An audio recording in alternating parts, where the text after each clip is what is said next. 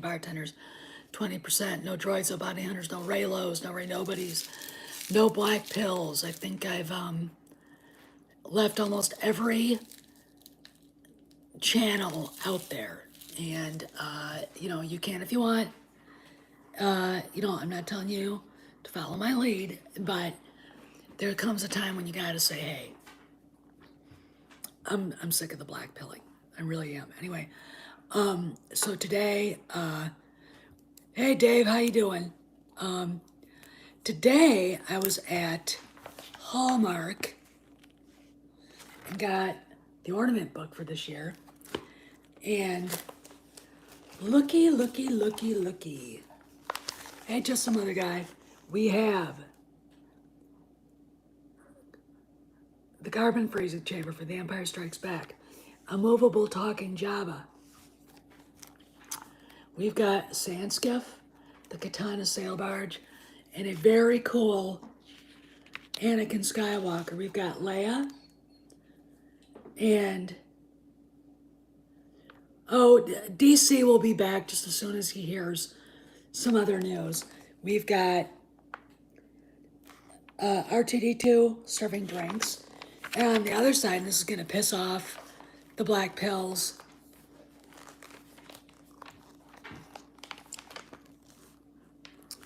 we've got Din and Grogu, Ahsoka. We've got the N1. We've got, look. I can just hear the idiots screaming. Boba Fett on his Rancor, and of course, little Leia. So, those are all coming out. Little Leia in October. Boba Fett in October. The N1 in October. Ahsoka in October. Grogu's Jetpack Adventure in July. Leia and the Ewok in May. Just go in there and pick it up. $26. Anakin in July. Han and Leia, the carbon freezing chamber in July. Jabba in July. Sandskiff July. Katana sail barge in July. So get ready, because stuff is going to go nuts.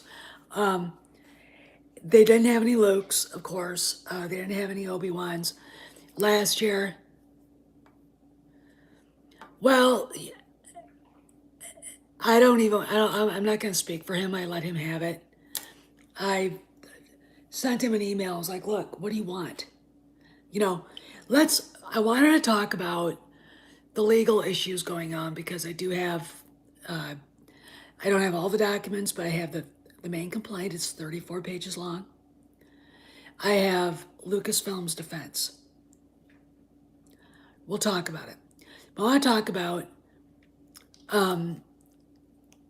why seeing Hux's dad and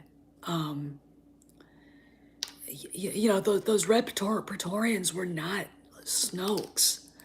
They didn't the same color red. Ooh, just like the Emperor's Praetorian guards from Return of the Jedi.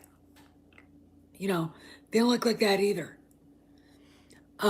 So, you're like, okay, whatever. So let's talk about timelines. Now, if you know anything about quantum physics, about black holes, about infinite, what I call multiple universes, and it's a thing that the scientist, whose name I can't remember because I just read about it 20 minutes ago, in 1895 theorized on that there are multiple universes all over that encompass all things. Okay. If that's the case, there could be multiple timelines. And what I mean by a multiple universe, I mean, have you ever seen the movie Sliding Doors? What it is Gwyneth Paltrow, with a really bad British accent, is playing this PR executive who gets fired. And that's the thing that happens. Just some other guy, they have it because it was filed at the LA County Courthouse. That's where I got these, okay? They cost money, but anybody can get them. All right, now let me finish what I was saying. So,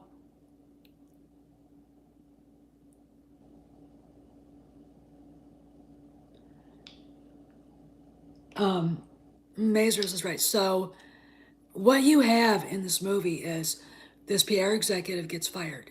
And the reason why the movie's called Sliding Doors is if she makes it on to the subway before it leaves, her life goes one way. If she doesn't, her life goes another way.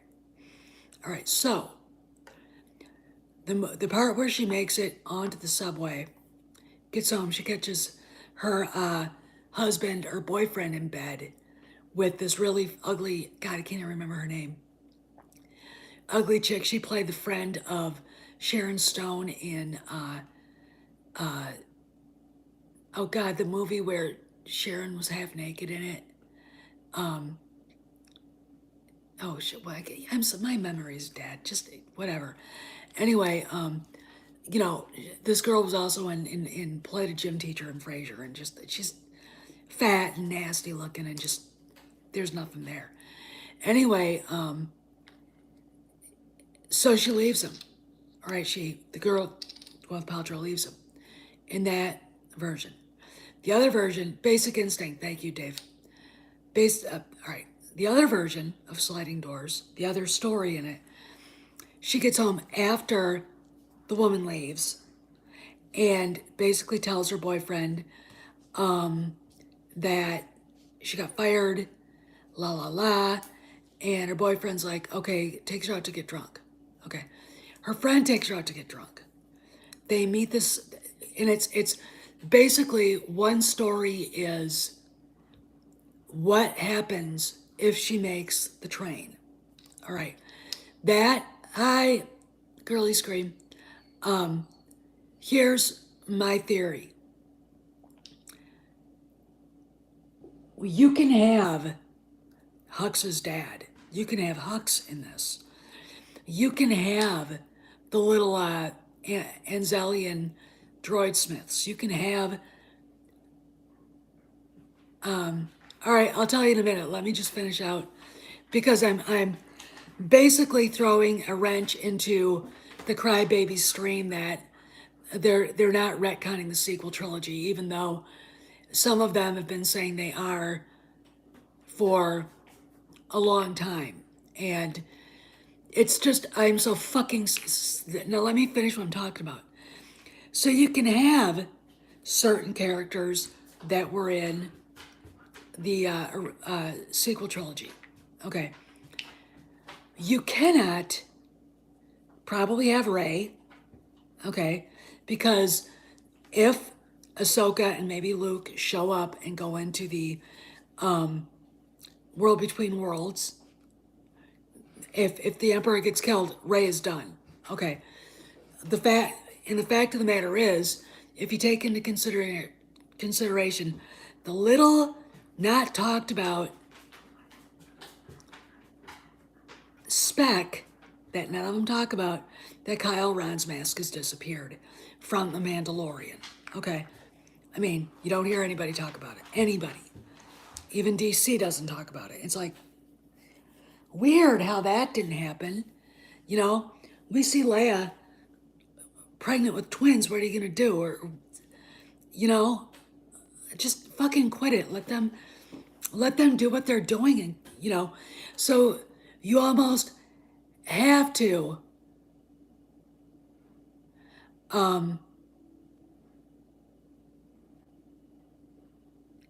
look at when you've got a timeline. Now look, I believe there are multiple timelines for everybody. I believe if you made, you make this decision, your life went off this way. Like if I'd gone to Minneapolis to try to get into music and singing with the band, I probably wouldn't be here. You know, if I got, and another one where if I had died of pneumonia back in 87, I wouldn't be here. All right. So, and maybe that is a universe that actually exists. Maybe the other one that I did my music and didn't lose my voice, Maybe that exists too. Maybe there's a universe where my dad didn't die in 1993. All kinds of different things. Okay, maybe there's a universe where mom and dad didn't meet and I don't exist at all. Or if you think about it, multiple different timelines that could be happening all at the same time. Now, would God allow that? Yeah. Yeah. Look. Yeah, I know. And that was Leslie Headland's creation, which I think she was kicked off of. So when I see Hux's dad and people shitting all over themselves, I go, so? I mean, look, it's an easy way to make a buck to scream about it. Like, my thing is, they want to fix it. They want to get rid of the sequel trilogy completely. I'm like this. If they're doing it the way I think they are,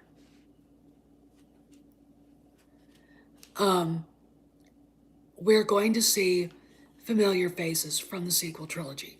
I don't think we're going to see Poe and Finn, but look, if they go into the world between worlds, and I don't want Ahsoka to kill the Emperor. I want fucking Luke to do it because he's a Skywalker and should. That's his job. I'll get pissed if Filoni takes his pet and I'm like, you fucking asshole. What? No, they're not. Don't look. Don't bring this shit up on my wall.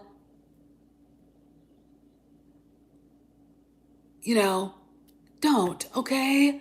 I'm not talking about that shit. I'm serious here. All right? This is not name the channel, okay? This is a very serious channel, okay? There's one character that will not be in there, and that's Rey. Because if the Emperor dies on his way down to whatever thing he was going to, it's over. All right, she's done. There is no Rey Palpatine, okay? And since they've removed the mask from the intro, there is no Kyle Ron. So what are we going to get with the Solos? And I think because they're bringing in Heir to the Empire, and they've said it, Ahsoka says it, and the droids are all saying, it's in the beginning where it says starting all over again, and then another droid says perhaps we should start all over again. Okay. We'll probably get Jason and Jaina. Okay. We'll probably get them, and then there you go. It doesn't look to me, in just seeing the first trailer, that whatchamacallit, Twi'lek, Harrison Dula even has a son. Maybe they retconned Rebels, okay, which that got a little stupid and gross. A human male with a Twi'lek, ick, just ick. Okay, so anyway, my thing is, that's what they're doing. Is they're going to have different things going on, and they're going to have elements of the sequel trilogy. They're going to have characters, but I've said this to several people. There's no way Heir to the Empire can fit, because look, they're already past the 5-year mark. Okay. And if they're already past that 5-year mark, then they're already in the sequel trilogy, and it's already been retconned. Okay, and Kennedy knows this. Okay, there's no way the ST and Kyle Ron and Snoke and the Bestis Evar can exist in the same in the same universe as Thrawn. Okay, I think what we're going to see is you've got Hux with his Operation Necromancer, which is basically building a dead clone army. I mean, that's what it sounded like to me. Yeah, the Mandalorian. I said that, Ghost Rider. Now it's beyond that because Grogu has been with Luke for 2 years. So now we're 9 years, maybe, after the Endor. Okay, so now we're getting into sequel trilogy shit. I mean, we're getting into I mean, if Rey is 20 years old, we're about where she would have been born. Okay, so we're already retconning it, whether they like it or not. I don't see Thrawn allowing this to go on, only because it doesn't fit his vision. He has, I mean, he is using a. No, it's not. I mean, where do they. Operation, I mean, it. No, it's not. Did you hear it? Go back and watch what Gideon says to him. Okay? It's no, they're building an army. That's what they're doing. I mean, Gideon even says that to Bo-Katan. Okay? All right, so just go back and watch what he says. See, look. I'll tell you. I'll tell you. This is what I think is happening.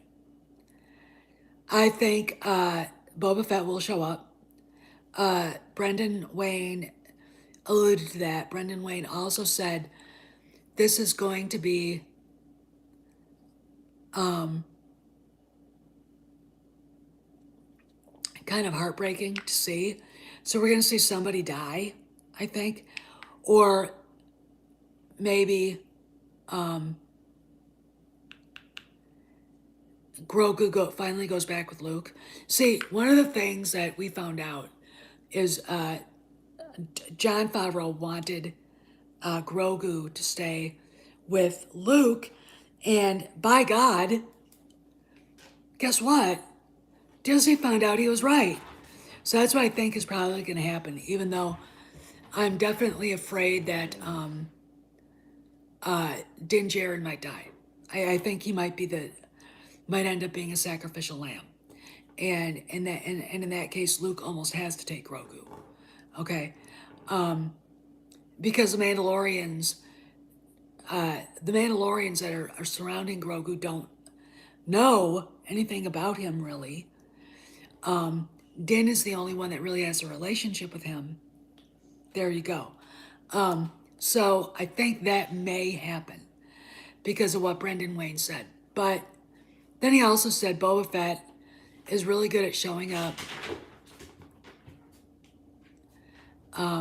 Yeah, he was, and I think that was the Disney executives being stupid. Oh, we can't sell Mandalorian toys if he's not with the Mandalorian. Would it be really cool? Is to see Skywalker walking around a Galaxy's Edge, running into Din, and them passing Grogu back and forth to each other. Okay, and I think the hint that Grogu's grown a lot in his Force ability was when he stopped the fight between between Axe-Wove and Paz Vizsla. I think that was big, but so yeah, I when I look at the complaining, it's like this is not anything. Probably. Yeah, he will.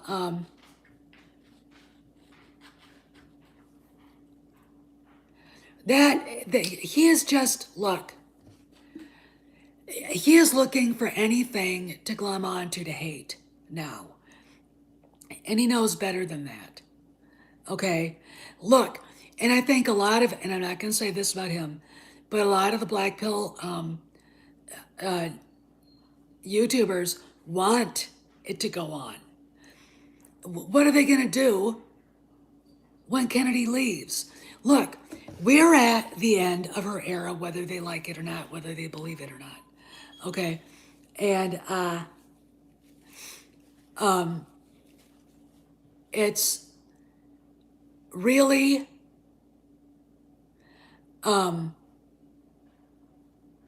sad that they can't look at the things that are going on. I really, I mean, I told, I'm fucking mad as hell at DC, okay? And I would like to actually have a face-to-face conversation with him. This is stupid. This is stupid. First off, they've already got season 4 written. It's in the vault of Mando. They've got season 2 of Ahsoka written. It's in the vault. Okay. He's not going anywhere. Well, and that is a stupid.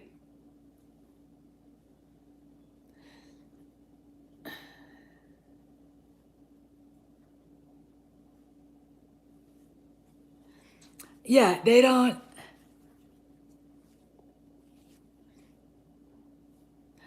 Yeah, and I think that Jamie's right. And they do want it to fail. And that's a bad business model. They're not flexible. You can't. They get mad when you call them out for it.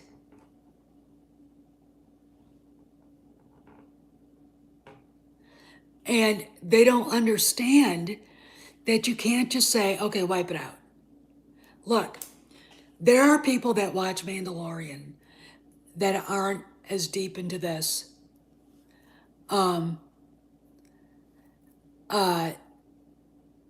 as we are, would have a hard time understanding what's going on if all this stuff. Yes, I saw it. Stop bringing it up. Okay, I saw it. That's what we're talking about. They're not taking into account that you can have some of this stuff and have it and it not being, the sequel trilogy. I mean, look, again, watch the movie Sliding Doors, read about multiple universes, read about all that stuff, and tell me if Jon Favreau and Dave Filoni haven't done that. Okay. If you're a Star Wars geek, as big a geek as they are, they have read that stuff. George Lucas has, you know. I mean,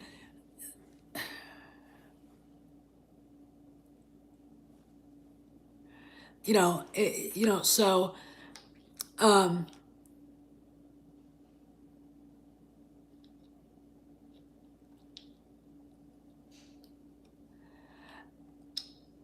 well, they're not.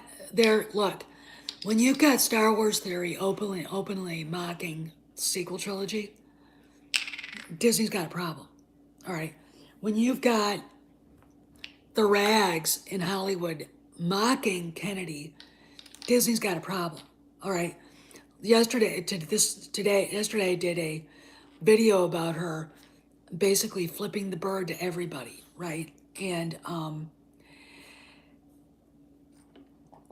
she wasn't supposed to look. There's something that none of the black pills, including people I respect, seem to remember. Not too, let me find it, not too long ago, Bob Iger said this, if I can find it, and I know I can, and then we'll get into the law, we'll get into the lawsuit, because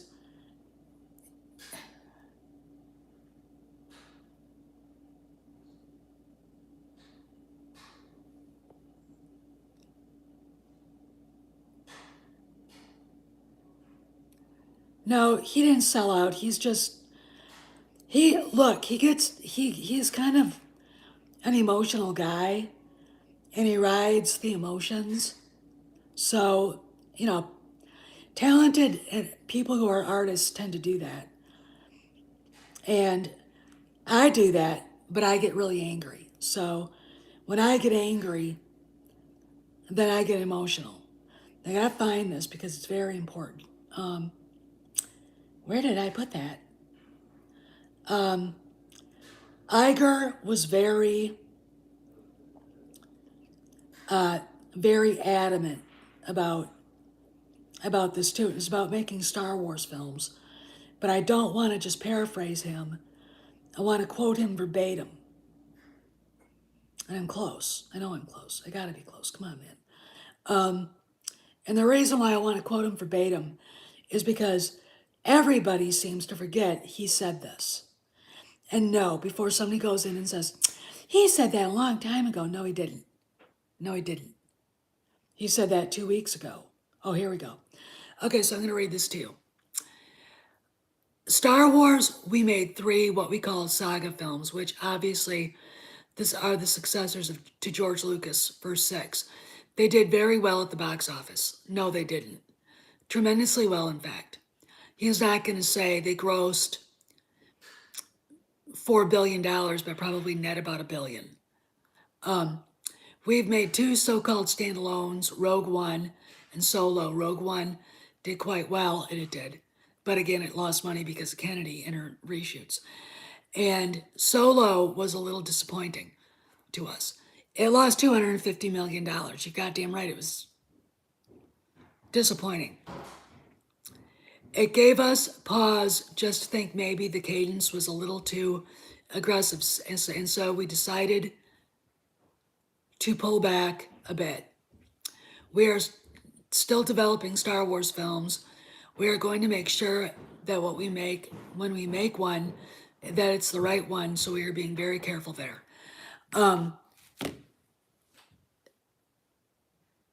Okay. So Kennedy just goes out and announces 3 movies when she was told not to, when it goes against everything that he just said there. I mean, okay, so, and this is the thing that none, and I mean none of the big channels mention. They don't mention that at all. And he just said that back in January or February. Okay, so I want you guys to kind of remember that because it's very, very important. So let's talk about the Acolyte lawsuit because this is a very big, well, no, it's, look, I said this yesterday, it's Kathleen Kennedy having a temper tantrum. She's a narcissist. She can't imagine not being allowed to do all this stuff because she's perfect. She's never done anything wrong in her life. She's never made a bad decision, even though, you know,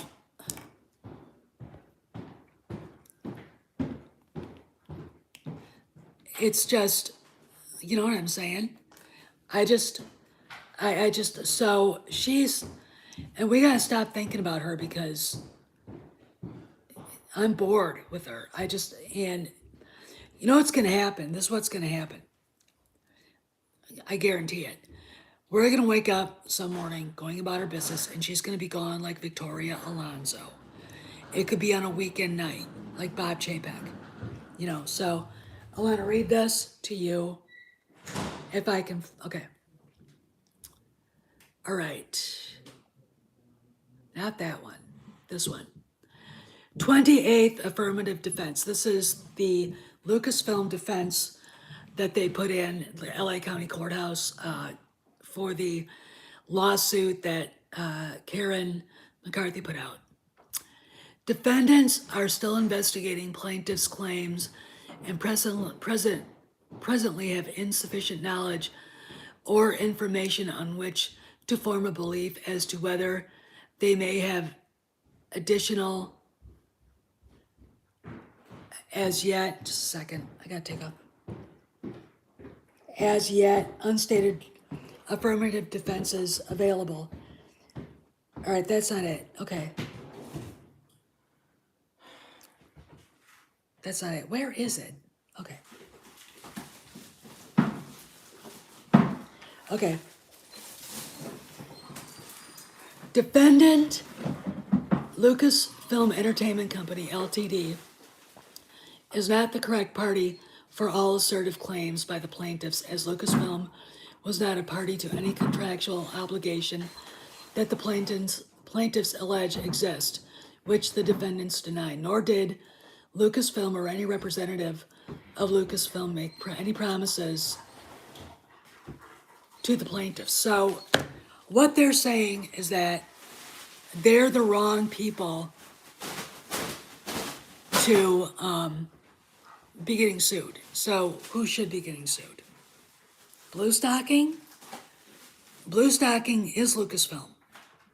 The day after Hedlund made her loud announcement, there was one Blue Stocking LLC in California, which is the one being sued, and the other one in the UK. Okay, that's the truth. Okay, so I'm sitting here going, are they saying that they're not making the Acolyte?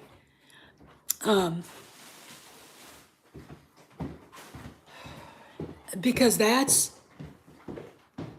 basically saying, well, who else? They're the ones that are making this. You know, they're the one that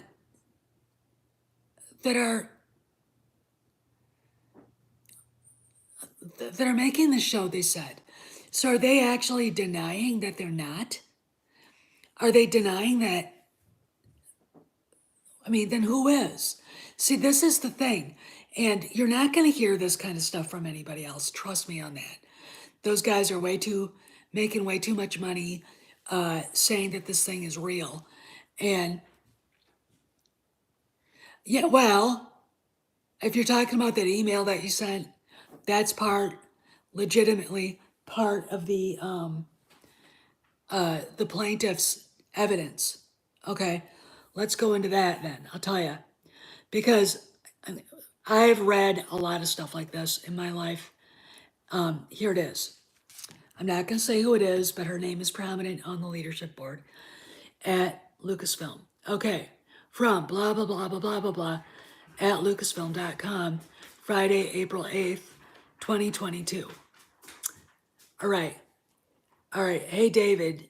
She's writing to the agent for Miss McCarthy. Here are the broad strokes of the deal. We really need to make this work. So, 8-week work guarantee, companion tickets, let's discuss, travel to London in June, 2,500 pounds living allowance or first class hotel, and 115 pounds a day per diem. First class hotel, 150 pounds a day per diem at foreign location, right now looking at the Canary Islands. 10,000 tax advice allowance, a car and driver in London. UK cell phone to be provided by production. $500 computer rental or computer to be provided by production. Okay, so that's pretty standard. The fact of the matter is, when you go deeper into this, you're going to find out that this lady even was looking for a place to live, because this was going to be a show with multiple seasons.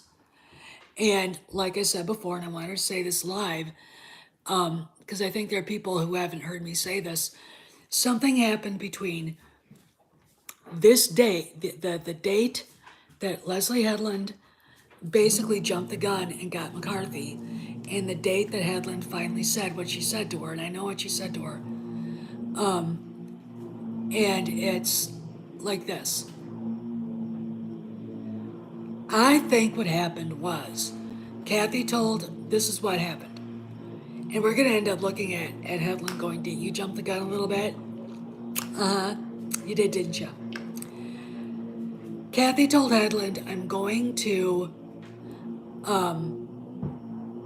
talk to Bob Chapek again about the project. Just hold on. And I really think we're going to be able to get it this time. And, all right, okay. So Headland, thinking they got the money, goes and gets McCarthy. Getting McCarthy is a big damn name. She worked on the side of John Adams. House of Cards, baller. Okay, Emmy-winning TV shows. She's a big deal. Okay, she's also a BFF of Bob Iger's, which apparently Leslie Headland didn't know. All right, so she gets her. They get this going. Everything's copacetic. Headland.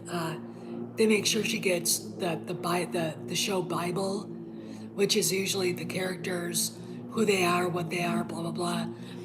What kind of world they live in, all the rest of geography and all the rest of shit. And McCarthy starts looking at vendors, permit, how much they're going to cost, and other things that you do as a producer. And then it went silent. Okay. And then Headland comes back, says something to her. Basically, the production's dead. What I think happened was Kennedy, again, fought to get this. They said, Chapek said, look, I'm up to my neck in alligators right now. I don't need you to be bugging me about a show that has no chance in hell of ever being made. So what Kennedy did is she went to Headland and said, I don't want to bring anybody else outside the production in, okay?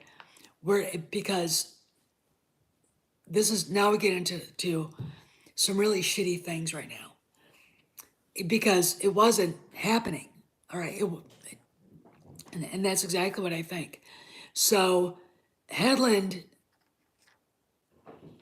lets McCarthy know she's done, and then we have the fallout. What I think they're doing is I think Chapek just said, okay, fine, make a sizzle reel. You're not getting the show, okay? And Kennedy interpreted that as saying, make a sizzle reel, let us see it, and we'll see if we want to make it. That's how she interpreted that. So she took discretionary money, which is pretty much what Sparrow said to Cameron, and then they set up those LLCs, and I think actually, if you look at how many different producers are on this, and they're not just, they're Headland's inner circle. They're not just Kennedy's. I think they're getting money from those people, but it is not a fully funded show on Disney Plus. All right, they can say whatever they want, but it is not, because they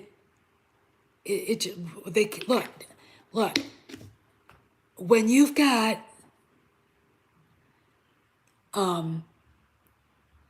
the actors acting weird, not being really able to talk about the production, and it's seeming like they're not really filming anything at Celebration. When you've got Jon Favreau visibly perturbed by them even being there, and visibly disgusted by having Daisy there, okay, I mean, it's ugly. And I am really thinking that I don't think that Kennedy is capable of settling this. And what I think is going to happen, if she doesn't, it's when it gets to Discovery, it's going to be ugly, and that's where you're going to see Kennedy really get pantsed, really get exposed. And a lot of the people that are blackpilling, saying she's the most powerful woman in Hollywood, they're going to look stupid. They're going to look really, really stupid, because they didn't look at the nuance of what the Hollywood Reporter did, and Variety, and Matt Bellany, who was openly mocking her.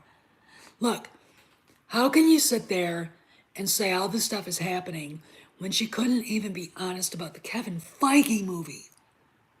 All right, that defies logic. All right, she sits there and says, "Oh, it was just a fan press rumor." No, it wasn't. It wasn't because the people at Marvel told Matt Bellany that she was getting weekly updates on what Feige and Waldron were doing. So, it's like, so, first, she's not truthful.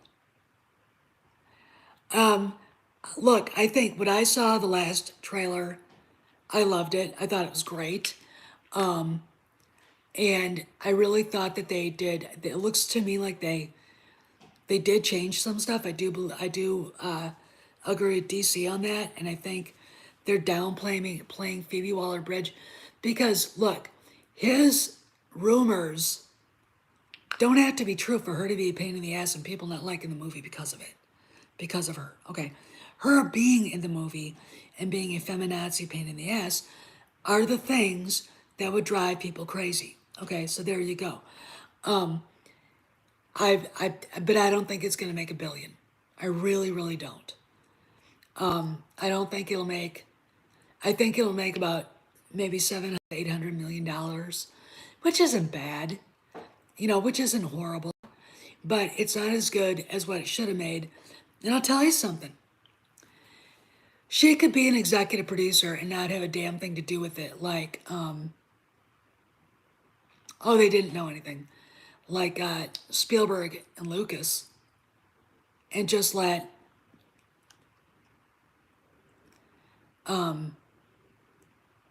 the show just be what it's going to be. But her name, by its very nature, repels people.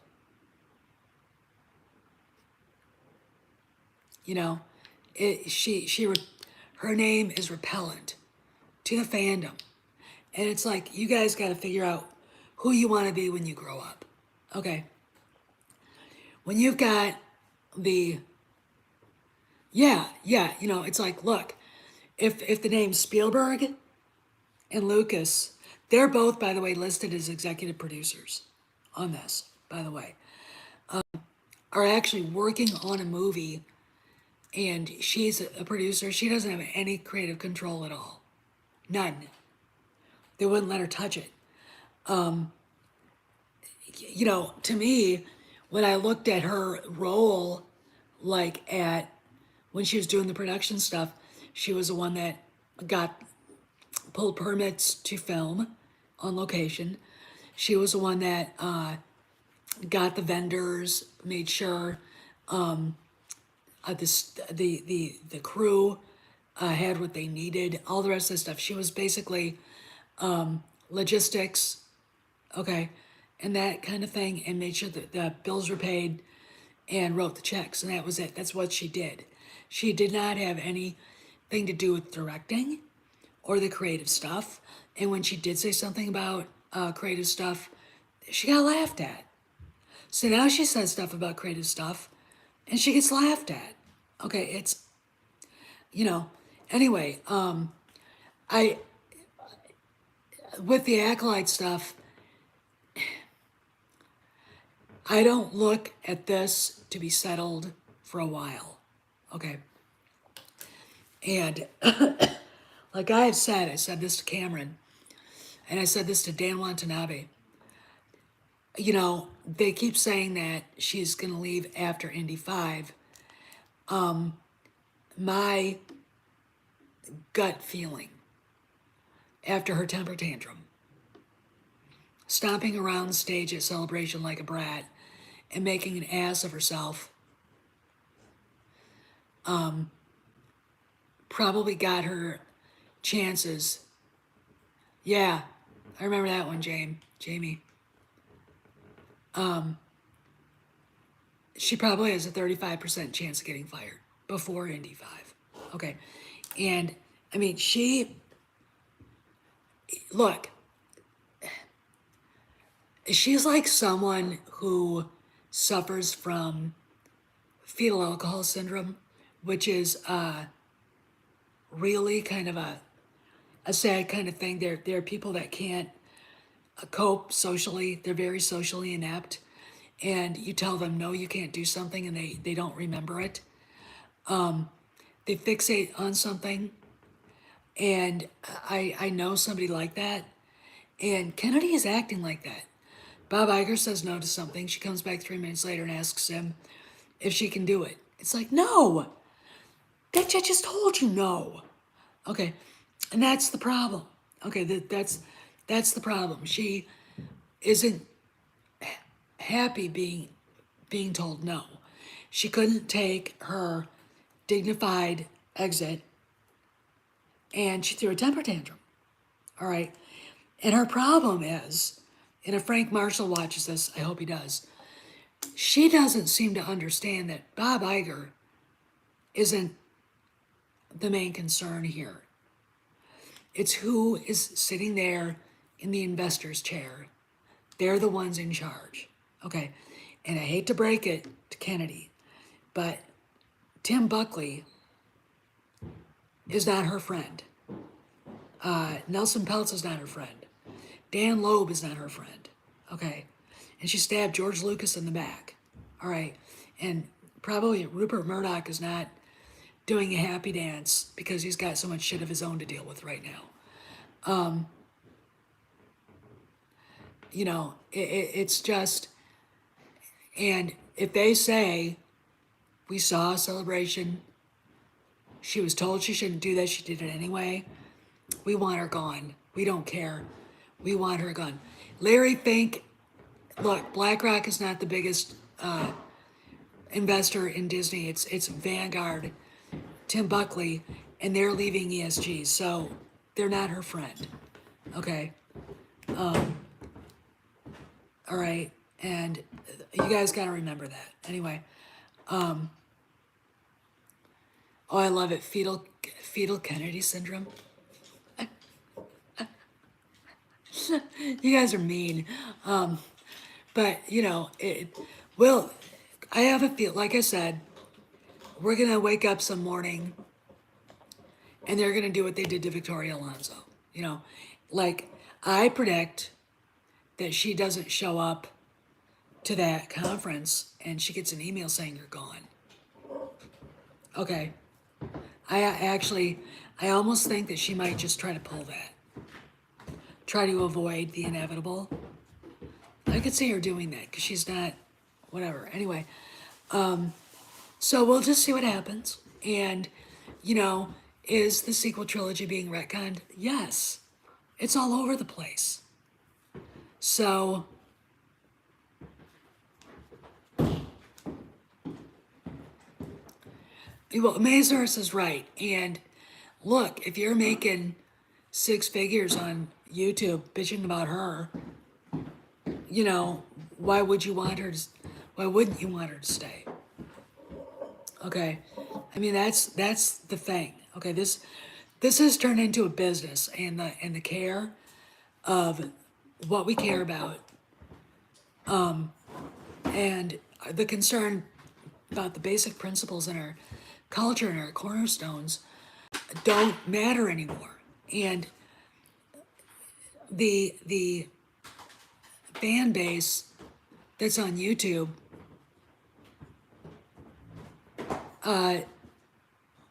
that's all they got. So, you know, when I tell them you've got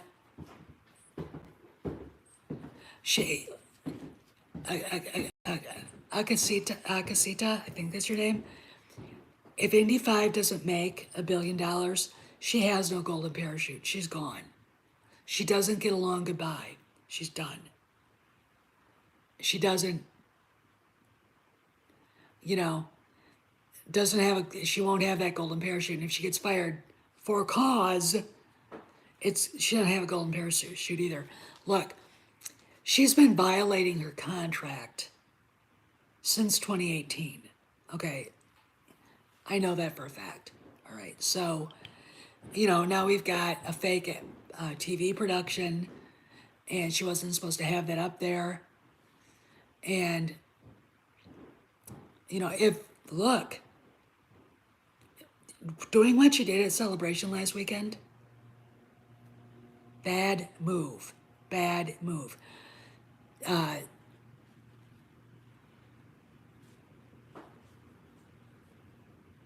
Well, I don't think the quality be low. I mean, but I also don't follow anybody's, you know, narrative that it's a bad idea.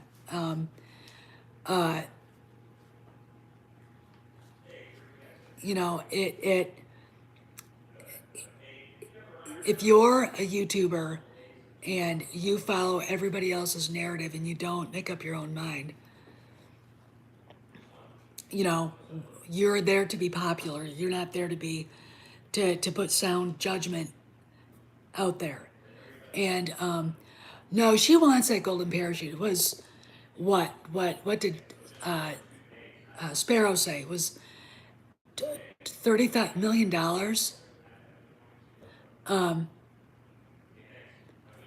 Is $30 million, and Iger told her you better settle this with McCarthy, or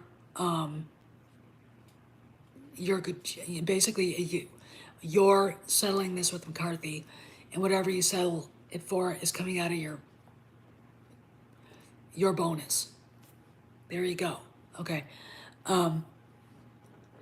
Yeah, no, it was between 25 and 30 million. Most of it in Disney stock. What I was thinking, I'll let you guys go on this one. I was thinking those three movies she mentioned. One of the things that she wants is to have her name as executive producer on 4 different movies. So, no, I assume that they were true because that actual story came from 2 different people, Doomcock and his sources, and Cameron and Sparrow. All right. So, look, give you a little bit of advice. Intelligence gathering. If you have 2 or more different sources not connected telling you the same thing, there's your intelligence right there. But look, if, like I said, you've got to start thinking that a lot of people on YouTube aren't connected. Trust me, they're not. In fact, you wouldn't believe some of the stuff I know about people. And they're not great sources of information. I wouldn't know what I was talking about if I didn't know Cameron. Yeah, yeah, and thrice is a pattern. Yeah, but that's not what I'm talking about. Is intelligence gathering. Let's say, and I'll explain this to you because you didn't understand it. Let's say like this is Osama bin Laden, and you are the commander of a Navy SEAL unit, and the CIA says we're getting multiple sources telling us Osama bin Laden's going to be here tomorrow at 2 if you guys want to go into and get him. Okay. Multiple sources means that there's something definitely happening. When Sparrow tells Cameron, yes, they had a meeting. This is what happened. And Doomcock's sources say basically the same thing. The meeting happened. Okay, that's how you do it. Okay, it's not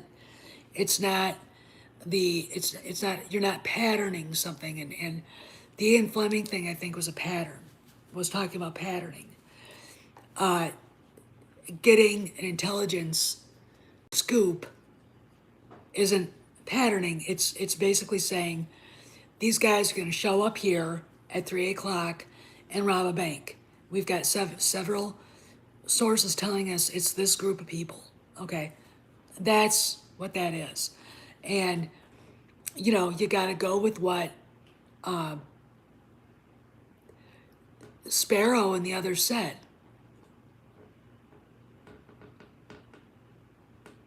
Well, here's the deal. I want you to remember this when you're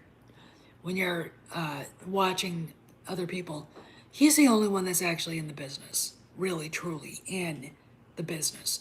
He's not in another country, disconnected from California. He's in California. Okay, so, and he's in Ground Zero, and they did a LA Times article about him.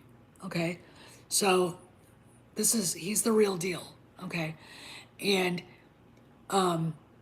look, putting black pill stuff out there fills the jars, fills the penny jars, but it does a disservice to the fandom. All right.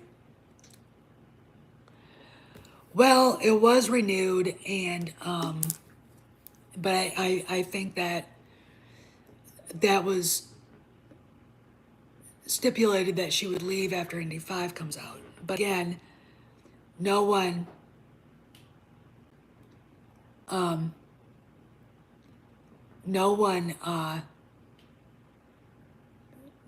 dreamed of Lucasfilm getting sued by a friend of Bob's. Okay. Anyway, I gotta go. I'm losing my voice. I've been on an hour. But you know, when they're screaming about it not being retconned and oh god, General Hux and the Repertorians and they're killing Favreau, that's just stupid. That's just what? You know, no, it's looking for some poetic thing to cry about. All right. You know, and there you go. Anyway, I gotta go. You guys behave, be safe. Anything happens, like we get a big, huge story coming out at 10 o'clock, like we did with JPEG, I'll be back. All right, I'll talk to you later, guys. And remember, be objective and don't take what these big channels say with as gospel truth. Okay, don't even take what I say as gospel truth, to be honest. But I'm not here to make money. I'm putting myself out there. You know who I am. I'm not hiding. I don't modulate my voice.